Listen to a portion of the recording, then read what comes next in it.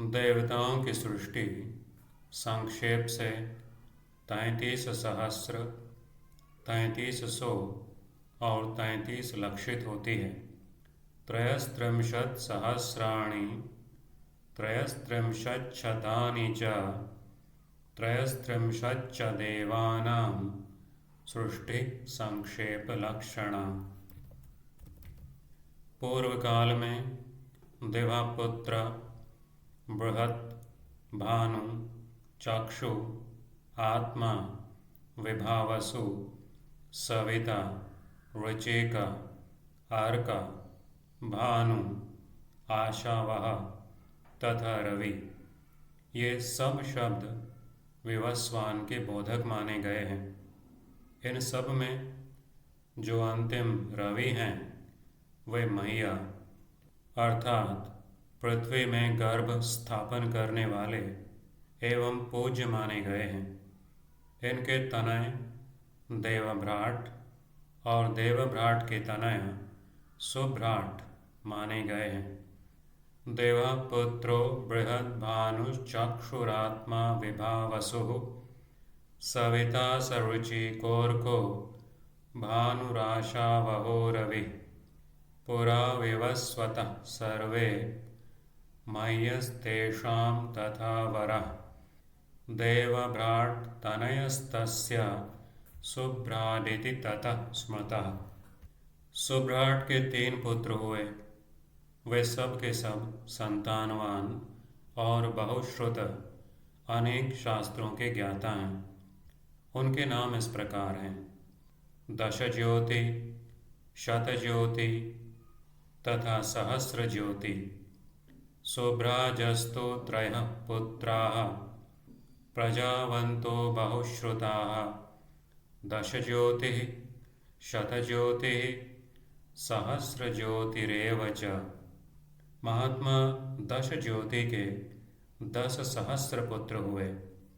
उनसे भी 10 गुने अर्थात 1,00,000 पुत्र यहाँ शतज्योति के हुए। दशपुत्र सहस्राणि दशज्योतिर्महात्मनः ततो दशगुणाश्चान्ये शतज्योतिरिहात्मजाः।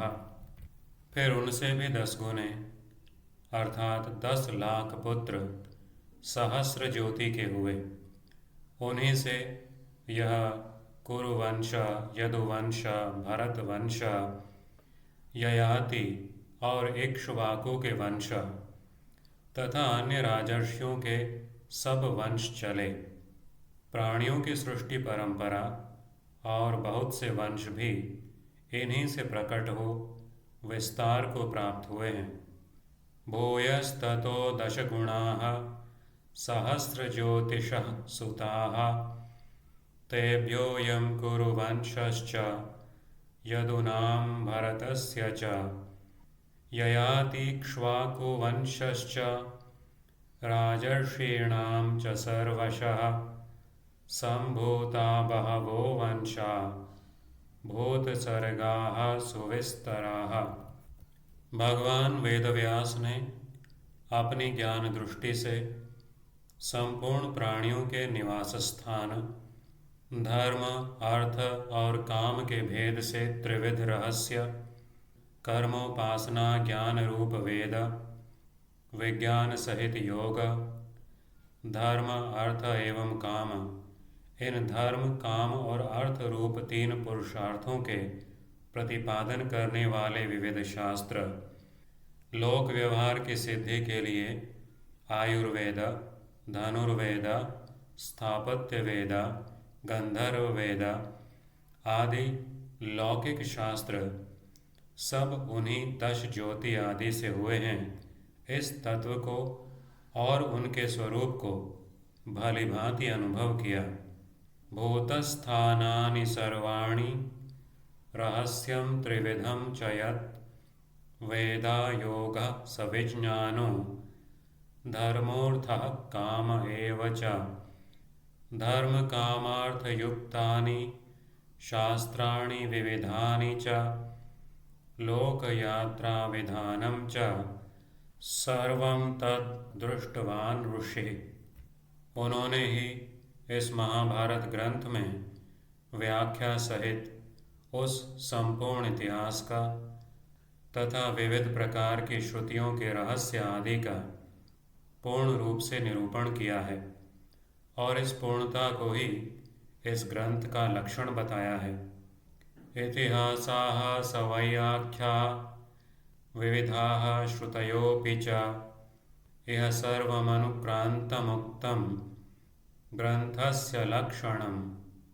महर्षि ने इस महान ज्ञान का संक्षेप और विस्तार दोनों ही प्रकार से वर्णन किया है, क्योंकि संसार में विद्वान मनुष्यों को संक्षेप और विस्तार दोनों ही रीतियां इष्ट हैं।